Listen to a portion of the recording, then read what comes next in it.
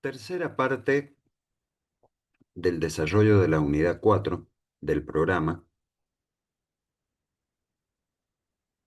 cuando nosotros continuamos con el análisis de la problemática del aborto, a poco que empezamos a profundizar algún conocimiento sobre el tratamiento jurídico de este problema que se da a nivel mundial, nos encontramos con el Born Alive Infant Protection Act, que serían las leyes VAIPA de Estados Unidos del año 2002.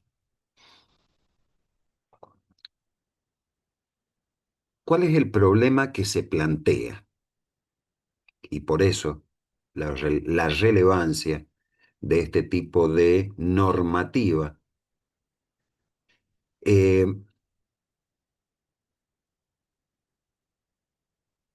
en un diálogo periodístico,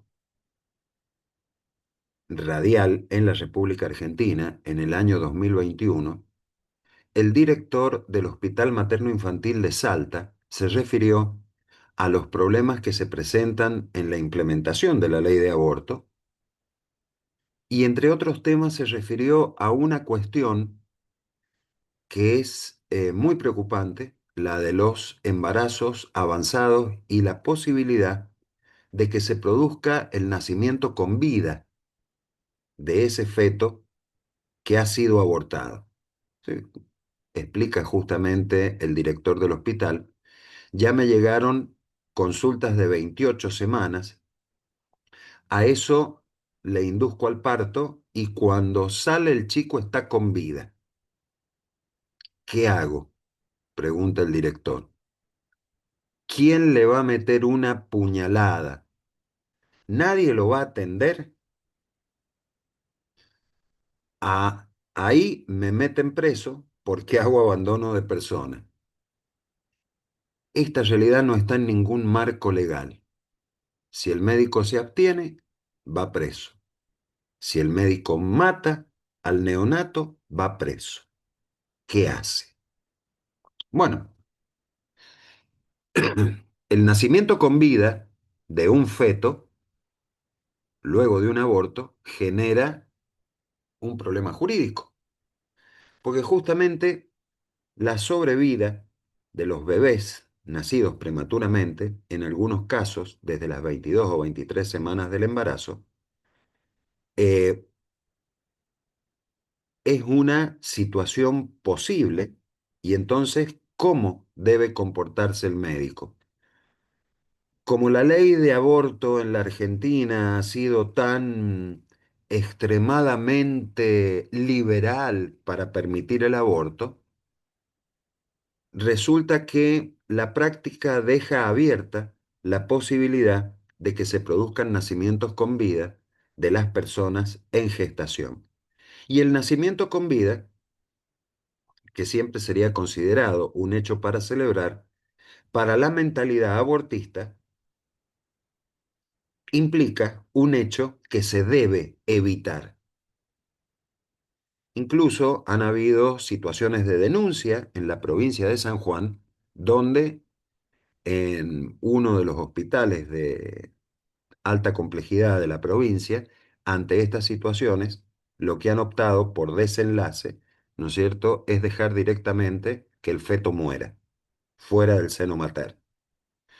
Bueno, normas VAIPA del año 2002.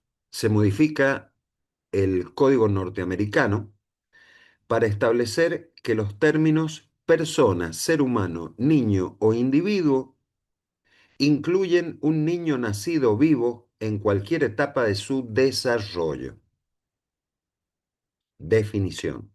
Segundo, en el apartado B se define el término de nacido vivo con relación a cualquier miembro de la especie humana, Homo sapiens, obviamente, como la completa expulsión o extracción de su madre, de tal miembro de la familia humana, en cualquier etapa de su desarrollo, quien luego de su expulsión o extracción respira o tiene latidos de corazón, pulsaciones en su cordón umbilical o movimientos voluntarios definidos de sus músculos, sin importar si el cordón umbilical ha sido cortado y sin importar si la expulsión o extracción es el resultado de un parto natural o inducido, una cesárea o un aborto inducido. Eh, Vemos hasta dónde hemos llegado con esta práctica asesina del aborto, a que tengamos que definir qué es un niño nacido vivo. Eh, y podríamos decir que el niño nacido vivo durante o inmediatamente luego de un intento de aborto tiene los mismos derechos y privilegios que le son otorgados por las leyes de un estado a cualquier otro niño nacido vivo en el curso del nacimiento natural. Estamos hablando de VAIPA. Acá en la Argentina todo esto brilla por su ausencia y su silencio. Si un niño nace vivo durante o inmediatamente después de un intento de aborto, cualquier profesional de la salud, y ojo con lo que viene acá, que este es un vacío legal en la Argentina que debe ser llenado,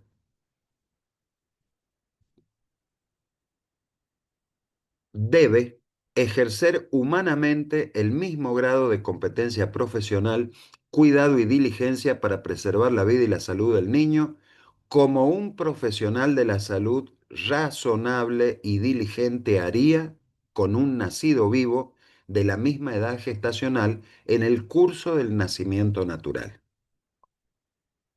No interesa si lo que se ha estado practicando es un aborto, el solo hecho de que el niño haya nacido vivo supone ya necesariamente otro escenario jurídico en donde es inevitable el deber legal del médico de brindarle ayuda y protección médica.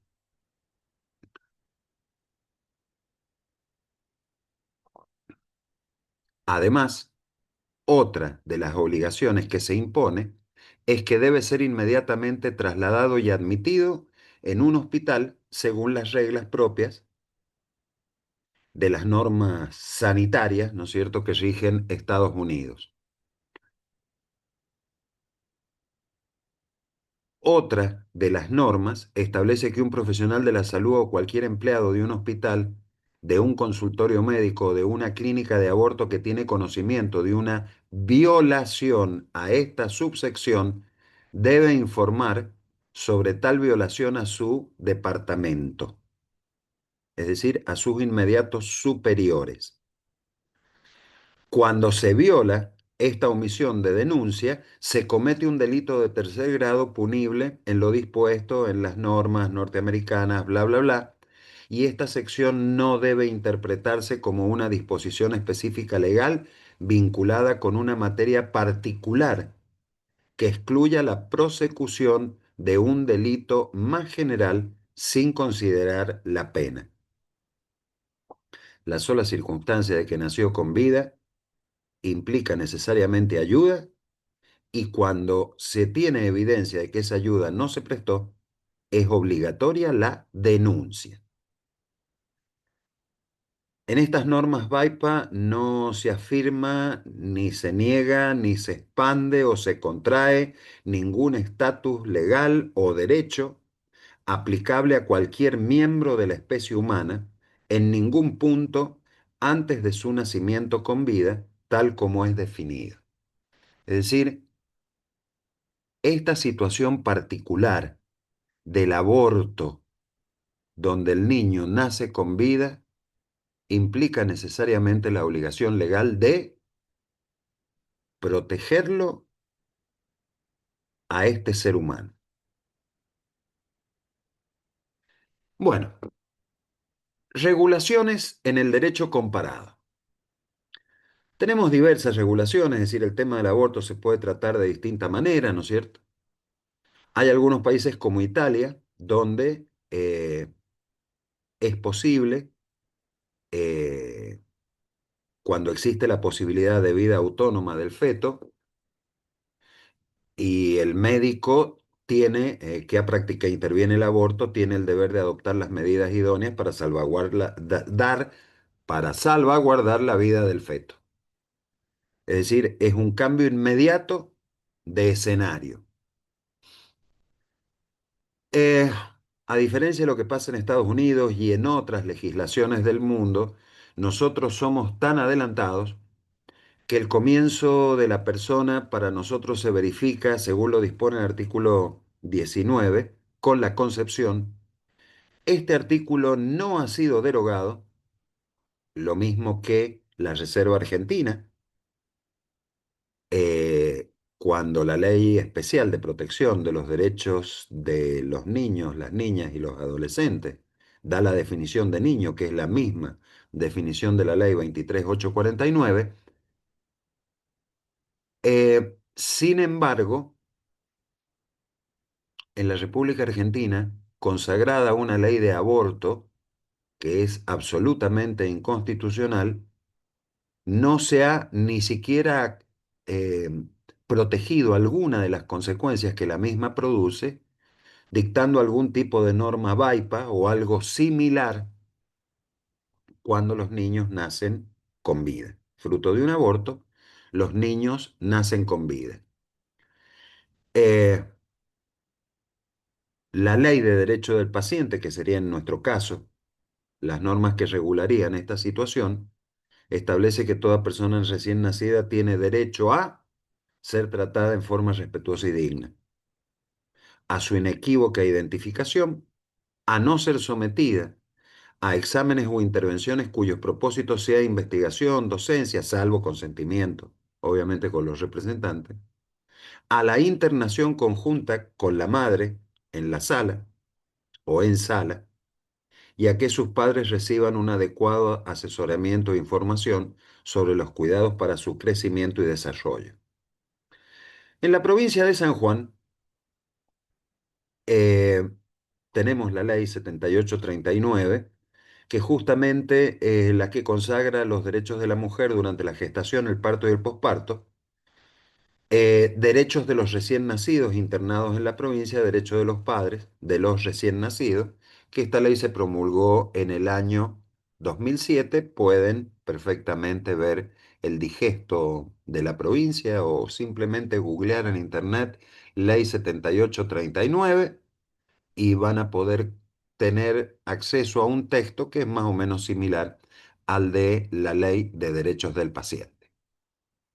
Salimos del tema de aborto, que ya de por sí es bastante difícil de ser digerido, y entramos con el tema de salud sexual y procreación responsable, la denominada Ley de Salud Sexual, es la Ley 25673, se autoproclama como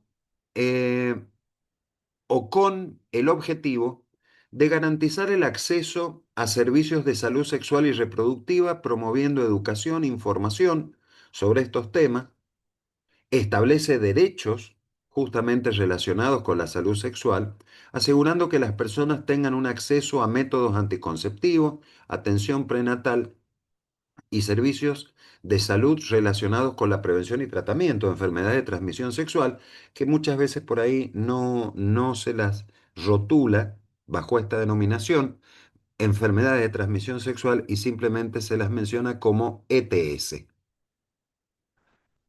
Podríamos decir que si uno analiza fríamente el objetivo de esta ley, ¿no es cierto?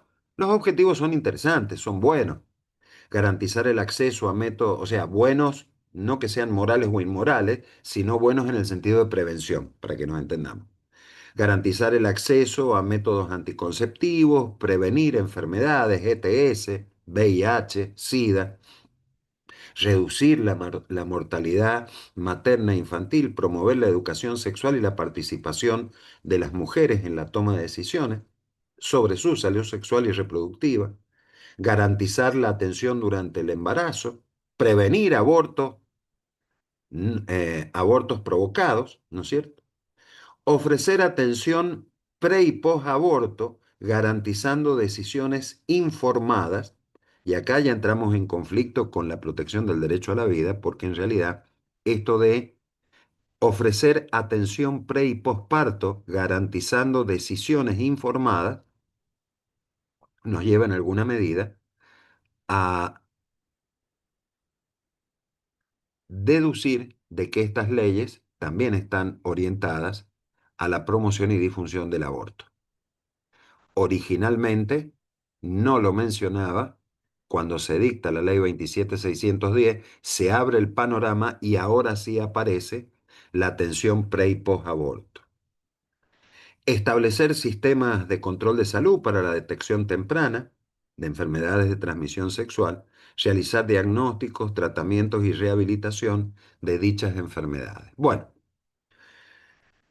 eh, el programa de salud sexual y procreación responsable también tiene un capítulo referido al tema de los padres y tutores, ya que permite a los adolescentes acceder a los servicios de salud sexual sin el consentimiento de sus padres, lo que puede generar controversia entre los que consideran que la autonomía de los jóvenes debe ser respetada y los que defienden la importancia de la participación de los padres en la educación de sus hijos.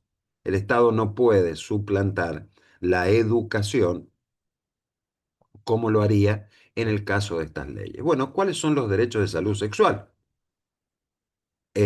Acceder a métodos anticonceptivos, recibir atención segura del embarazo, del parto, atención de calidad y con buen trato, incluso después de un aborto,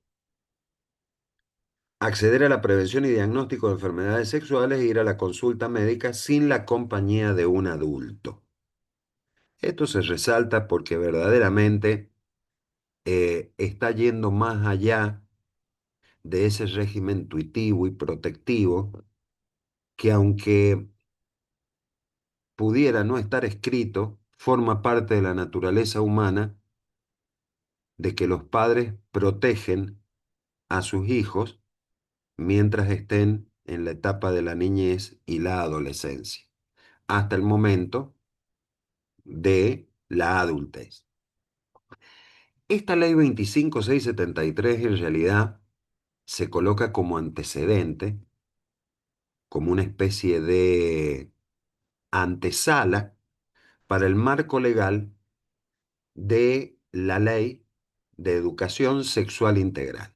La ley de educación sexual integral justamente podríamos decir que promueve abiertamente ideologías de género, promueve también el aborto, porque justamente lo que en alguna medida deja en evidencia es el derecho a decidir sobre la reproducción, la maternidad, la paternidad, y bajo el rótulo de educación sexual integral se está promoviendo ideologías de género. Ideologías de género que, como ya hemos explicado, no es una cuestión de debates de hetero o u homosexualidad, sino es una cuestión en donde yo debo o no, si se quiere, reconocer un estatus específico y superior a quien se autopercibe con una determinada calidad o cualidad, cosa que es absolutamente impensable. Todos los individuos de la especie humana pertenecemos a la misma familia, no hay unos por arriba de otros. Eh, ¿Qué es lo importante cuando hablamos de educación sexual integral? Que justamente hay una ausencia de enfoque en la prevención de situaciones de riesgo, ya que no se pone énfasis en la prevención de embarazos no deseados. Podríamos decir también que hay un incentivo a las actividades sexuales tempranas. Hay una libertad de creencia y educación religiosa que pretende ser vulnerado por la ESI, es decir, se busca suplantar aquella comunicación de valores y verdades que pueden ser transmitidos en la familia Hay un cuestionamiento expreso del binarismo sexual, esto de que la ESI promueve diversidades de géneros. Hay un adoctrinamiento ideológico, se busca inculcar esta idea en el proceso de formación de la personalidad de los niños, de las ideologías de género que son contrarias a la familia y obviamente una marcada invasión de la privacidad y la autonomía familiar, dado que los padres y madres tienen el derecho a educar a sus hijos en sexualidad, especialmente cuando la ESI introduce temas que consideren inapropiados o contrarios a sus valores. Muy bien, entramos en los aspectos finales de esta unidad y vamos a hablar de eutanasia, muerte digna y cuidados paliativos. Y nuevamente lo que en algún momento antes he comentado sobre los rótulos o definiciones, cuando hablamos de eutanasia, vamos a utilizar la expresión suavizada, el eufemismo, muerte digna. Cuando hablamos de suicidio asistido, vamos a utilizar un eufemismo. No es que yo ayudo al suicida para que se suicide, sino que es la muerte médicamente asistida, así como la enfermedad es médicamente asistida. Y lo primero que tenemos que aclarar es que la muerte es un evento, y de ese evento o hecho jurídico se disparan consecuencias jurídicas. Aclarado esta primera cuestión, lo segundo es el concepto. Cuando hablamos de muerte, ¿no es cierto? Hablamos del cese de todas las funciones biológicas que sustentan al organismo y hay una pérdida que es definitiva e irreversible de las funciones neurológicas, cardiocirculatorias y respiratorias. La existencia de la persona humana entonces termina con esta descripción científica a la que se la rotula como muerte, sin perjuicio de que, desde el punto de vista científico, podemos hablar de muerte clínica y de muerte cerebral. En muchas situaciones accidentales, en los procesos de salud o de enfermedad de una persona, puede ser que a una persona se le detenga el corazón y la respiración y entonces ahí se puede producir la denominada muerte clínica. Esa persona es la que habrán escuchado alguna vez, estuve muerto 2 minutos, que no equivale a la muerte cerebral. La muerte cerebral es rotunda y definitiva. Murió el cerebro, murió la persona. Debemos también tener presente que cuando hablamos de estos conceptos de muerte, desde la perspectiva muerte, desde la perspectiva médica, hay criterios de muerte que son criterios clínicos específicos y que muchas veces cuando se está en presencia de enfermedades terminales, la medicina provee ciertos mecanismos o recursos que son los cuidados paliativos. Bueno, la muerte no genera ningún conflicto. La persona se murió, no hay nada más que hacer. Sin embargo, el tránsito de la terminalidad sí produce conflictos biojurídicos y ahí es a donde aparece esta situación de tener que decidir qué hago. Asisto al paciente, le provoco la muerte, a la que denominamos eutanasia. Bueno, cuando nosotros hablamos de eutanasia, estamos hablando de una acción u omisión.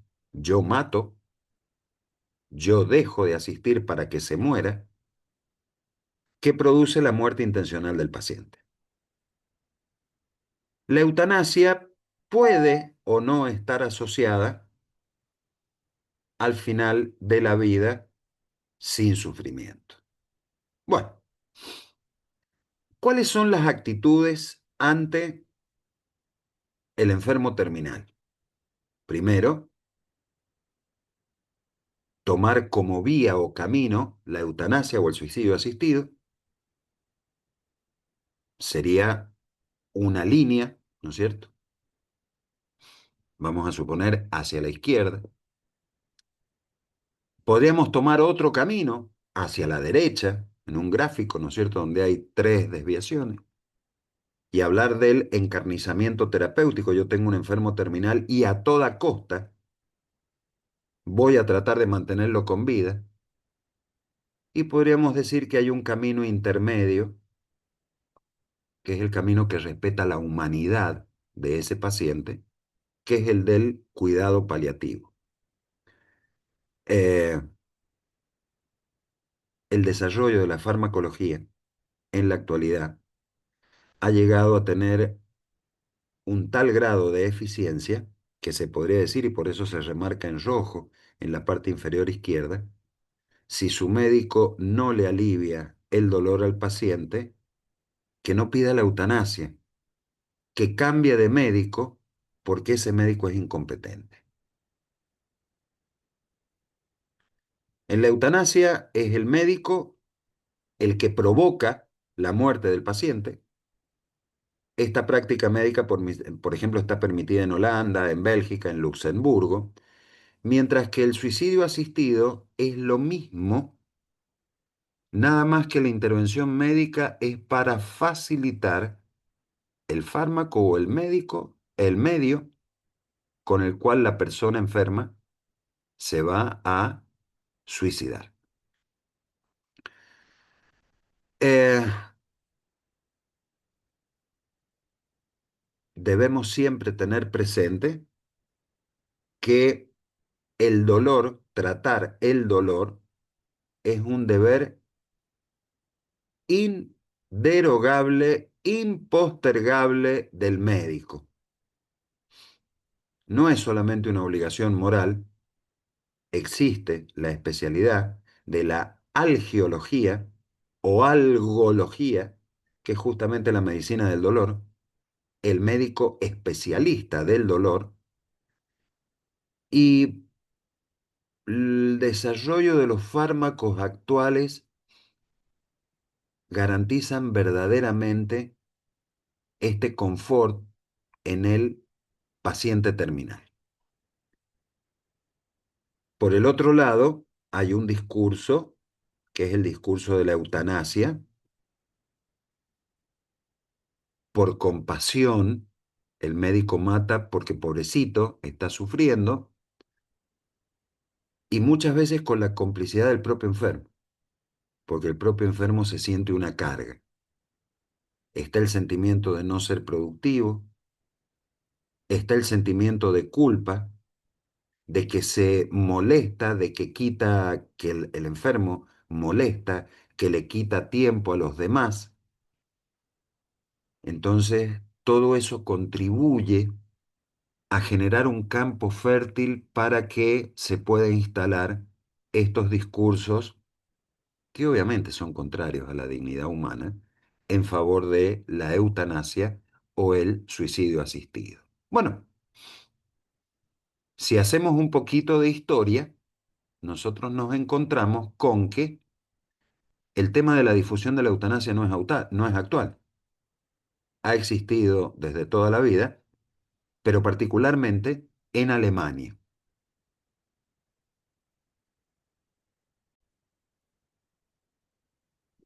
Yo acuso es una película de 1941 en donde una joven con esclerosis múltiple le suplica a su marido, que es un prestigioso médico en Múnich, en Alemania, que acabe con su vida, pues no soporta, ¿no es cierto?, la idea de verse degradada físicamente por la enfermedad de la esclerosis múltiple.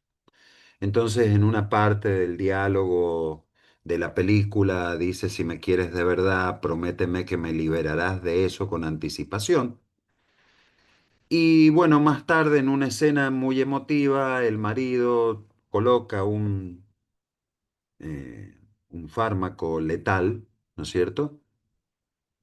Y ambos se repiten y una y otra vez que se quieren, mientras las notas del piano en el dormitorio como que se van apagando y finalmente la expresión de esta mujer, me siento tan feliz, quisiera estar ya muerta. Bueno, es decir, esto es una maniobra propagandística del gobierno alemán del Tercer Reich, Adolfo Hitler, formaba parte de una campaña pro-eutanasia del régimen nazi, y tras finalizar la Segunda Guerra Mundial, justamente el director de la película, Wolfgang Leibniz, reconoce abiertamente que Yo acuso se había realizado con la intención de preparar el terreno para la legalización oficial de la eutanasia. Bueno, esto es en realidad, por eso se remarca en rojo, hay una concepción errónea de lo que es compasión. Pretender aliviar el sufrimiento del enfermo es fundamental, pero no es fundamental aliviar el sufrimiento del enfermo matándolo, porque eso en realidad es una aberración. Pobrecito sufría tanto, le he pegado un tiro y lo he matado. Eso es una aberración. En realidad, sobre lo que tenemos que reflexionar, que los psicólogos que atienden las personas que cursan enfermedades terminales, es lo que verdaderamente sienten, es que cuando un paciente dice, doctor, no quiero vivir, es una frase incompleta.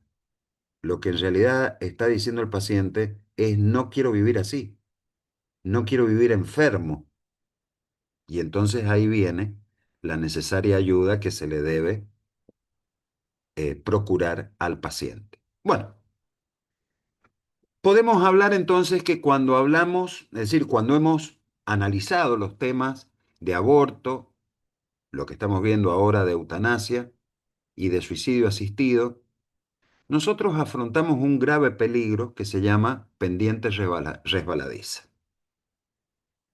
Empezó siendo una situación de excepción, el aborto, en alguna situación muy particular, etcétera, etcétera, hasta que al último, aborto para todo el mundo. La eutanasia, en una situación muy extrema porque pobrecito sufre, eutanasia para todo el mundo.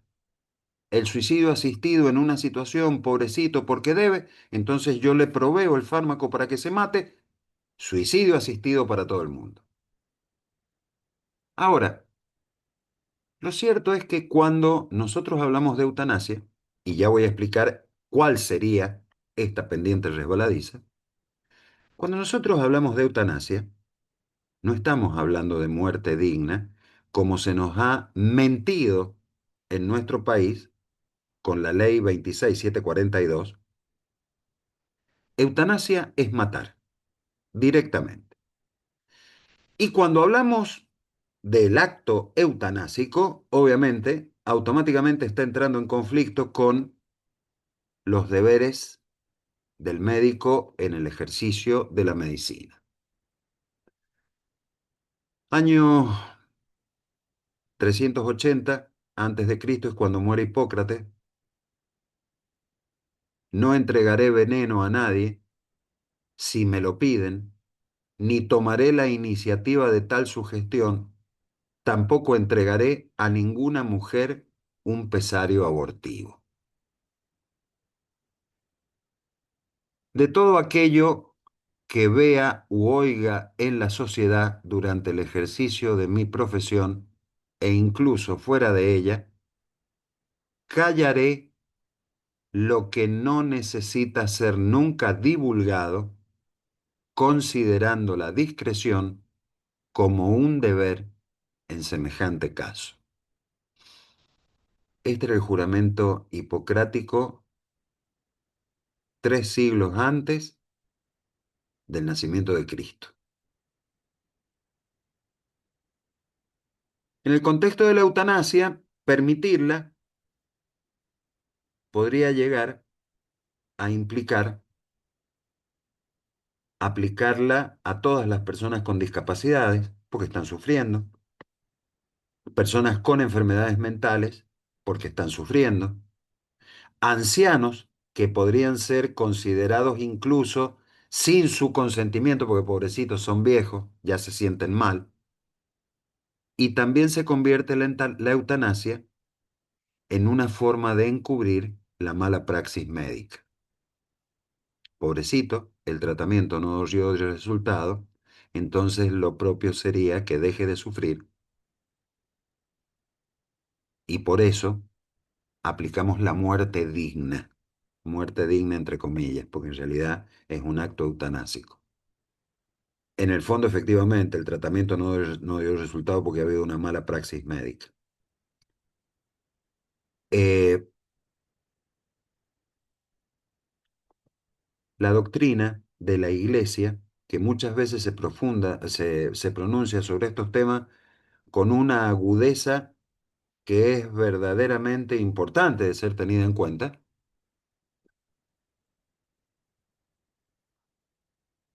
justamente expresa conceptos muy claros sobre estos temas. Pablo VI, 1960, es ilícito atentar contra la vida de moribundos, con el falaz pretexto de proporcionarles una muerte dulce. Sin consentimiento, esa muerte es homicidio. Su consentimiento la convierte en suicidio. El deber del médico es emplearse a calmar el sufrimiento en vez de prolongar al máximo la vida que ya no es humana, porque en realidad ese sujeto está muriendo en medio de dolores indescriptibles. Esto de que no es vida humana no es que el enfermo terminal no sea ser humano, sino que esa condición debe necesariamente ser asistida porque ya no forma parte de la humanidad los síntomas que está sintiendo. No queda otra cosa que acompañar al enfermo terminal. Y la forma de acompañarlo es justamente con el cuidado paliativo. Pablo VI en 1960 fue también el que, en alguna medida, delimitó y expuso formalmente el principio del doble efecto. Muchas veces en los cuidados paliativos, lo vamos a ver más adelante, la sedación paliativa implica justamente un acortamiento de la vida. El médico no la busca ni la provoca. Se produce como consecuencia de esta necesidad, como dice Pablo VI, emplearse a calmar el sufrimiento, abocarse, dedicarse para asegurar el confort del paciente terminal. Hay una consecuencia no querida que es la muerte, el acortamiento de la vida del paciente y la muerte. No es querido ni provocado, y ese es el principio del doble efecto. Lo que yo estoy buscando es obviamente válido, moralmente procedente y desde el punto de vista de la deontología médica, es decir, del deber médico, obligatoriamente impuesto, pero tiene una consecuencia no querida o no buscada, que es el acortamiento de la vida. En los mismos términos, Benedicto XVI, Joseph Ratzinger, en el año 2004 decía, puede haber una legítima diversidad de opiniones entre católicos respecto de ir a la guerra y aplicar la pena capital. La Iglesia exhorta a las autoridades a buscar la paz y ejercer la misericordia al castigar a los criminales. No debe haber pena de muerte. Pero no, sin embargo, no puede haber diversidad de opiniones respecto del aborto y la eutanasia. Matar un niño que está siendo gestado matar a una persona que se está muriendo, son verdaderamente delitos aberrantes. La vida de la persona supone un valor intrínseco y la eutanasia socava ese valor intrínseco, ese valor inherente de la vida humana. La eutanasia además implica riesgos de abuso, recién le explicaba, la pendiente rebaladiza supone que en principio situaciones sumamente excepcionales hasta que la terminamos admitiendo incluso como un recurso secreto del médico para encubrir la mala praxis. Y finalmente, podríamos decir que como alternativa, la eutanasia no es un recurso médico. La alternativa de la muerte digna es justamente el cuidado paliativo. Y el apoyo a los pacientes se impone como una conducta ética y jurídica apropiada.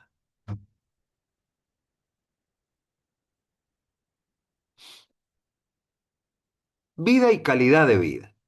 Podríamos decir que, y esto lo hago como pregunta, ¿no es cierto?, a quienes están siguiendo este desarrollo, que la vida es menos vida cuando la persona está enferma. Y entonces ahí aparecería este concepto de calidad de vida, es decir, esto es que soy menos persona, tengo menos vida que debe ser protegida si estoy muy enfermo. Ahora, si estoy sano, tengo una vida impresionantemente importante. La respuesta es que no. La dignidad humana, la vida de la persona, es exactamente lo mismo, incluso hasta el mismo momento de la muerte. La falta de calidad de vida no implica la muerte. La falta de calidad de vida, el tránsito de la enfermedad, implica el derecho a ser asistido en esa enfermedad. Cuando nosotros hablamos de eutanasia, ya entrando en un campo más conceptual, esta acción u omisión que produce la muerte podríamos verla como una distanasia, defectuoso, thanatos, muerte. Se emplea para referirse a la práctica eh, en la que a toda costa yo evito la muerte. Mantengo artificialmente con vida al paciente. Encarnizamiento terapéutico. Se opone entonces a la eutanasia este encarnizamiento. Mientras la eutanasia busca matar, el encarnizamiento busca asegurar la vida a cualquier precio. Y tenemos otra conducta, que es la denominada ortotanasia, ortos, del griego, recto, justo, y tánatos, muerte.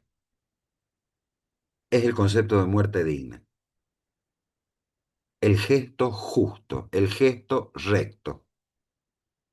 Permitir la continuidad del curso natural sin el empleo de medios desproporcionados. Y acá es donde debuta justamente la medicina paliativa, que siempre se la menciona como una opción, la de recibir cuidados paliativos, pero en realidad no es una opción, sino que es el camino que obligatoriamente se debe transitar por parte del enfermo terminal. Bueno, en el lado derecho de la imagen no los vamos a desarrollar, ustedes lo pueden leer después con tranquilidad y detenimiento, los derechos del enfermo terminal, que prácticamente en mayor o menor medida, mayor o menor extensión, se consagra en todas las legislaciones y también aparece esto de optar por el cuidado paliativo en el domicilio. No solamente en el domicilio, también en la internación en establecimientos de salud, el cuidado paliativo es una opción y es un derecho que tiene el paciente. Bueno,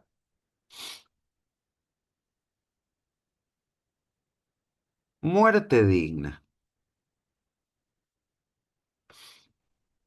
Muerte digna no es que al enfermo le provoquen la muerte y de esa manera yo estoy legitimando este pretexto de compasión.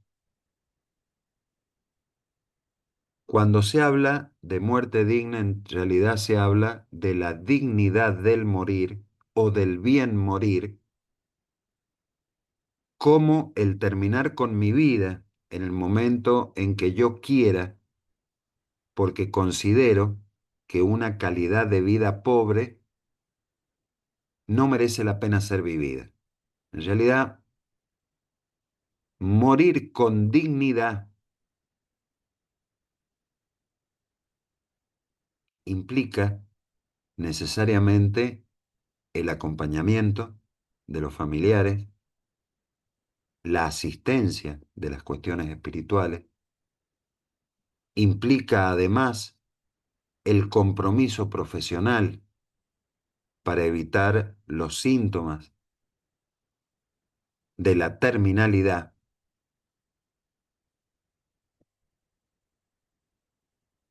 y no implica este acto de suprimir la vida, a modo de esto de que me muero si me pasa tal cosa. Hay en la parte inferior central un pequeño chiste que viendo todos estos temas me encontré, me pareció un poco para relajar eh, de las grandes fatigas que supone desarrollar estos temas, un chiste que dice: anoche mi mamá y yo estábamos sentados en la sala hablando de cosas de la vida y le dije: mamá, nunca me dejes vivir en estado vegetativo dependiendo de máquinas, líquidos de una botella. Si me ves en ese estado, desenchufá los artefactos que me mantienen viva. Prefiero morir.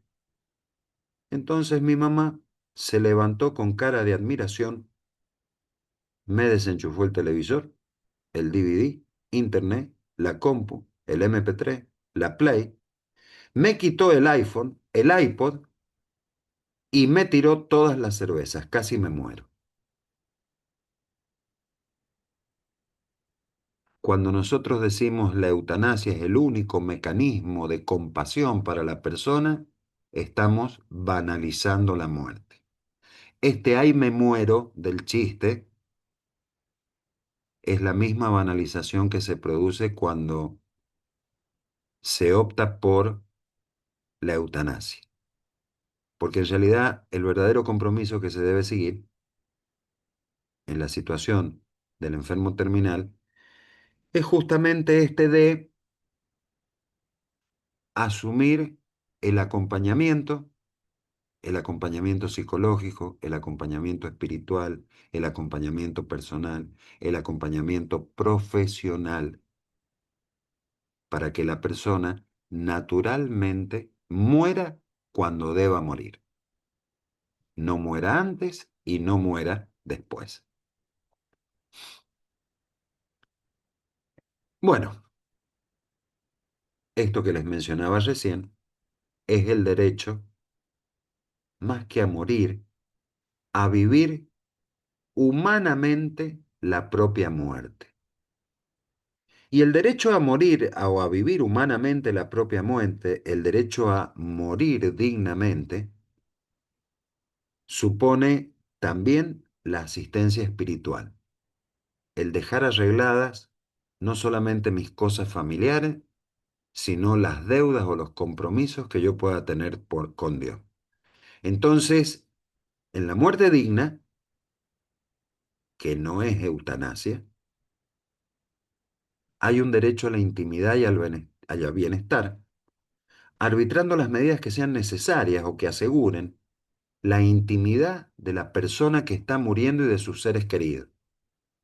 Una atención individualizada, un derecho a vivir acompañado el proceso de muerte, ya que la familia es el factor fundamental, ¿no es cierto?, en el sostén o el apoyo del paciente en la fase terminal.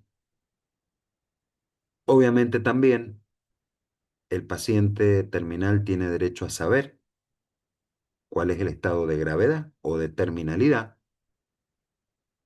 y también es obvio que no se puede o no puede ser objeto de experimentación o enseñanza sin su previo consentimiento.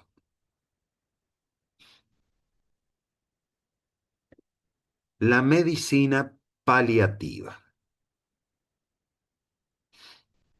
Ante el enfermo terminal, matarlo, eutanasia, por acción u omisión, no es un acto compasivo. Por el otro lado, pretender mantenerlo con vida artificialmente tampoco es un gesto de compasión.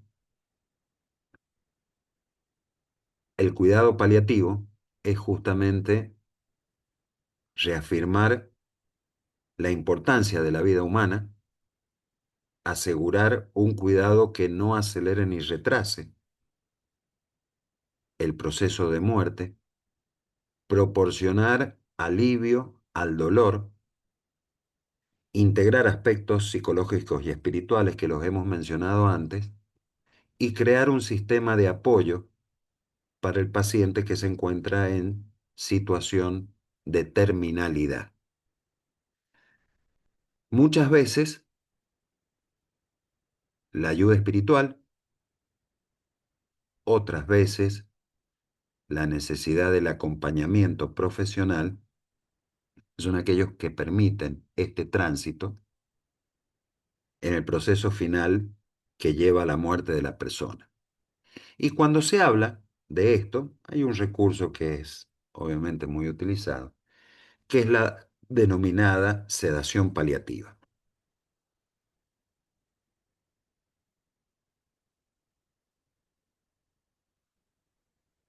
Bueno, en la sedación paliativa se utiliza como último recurso en la etapa terminal eh,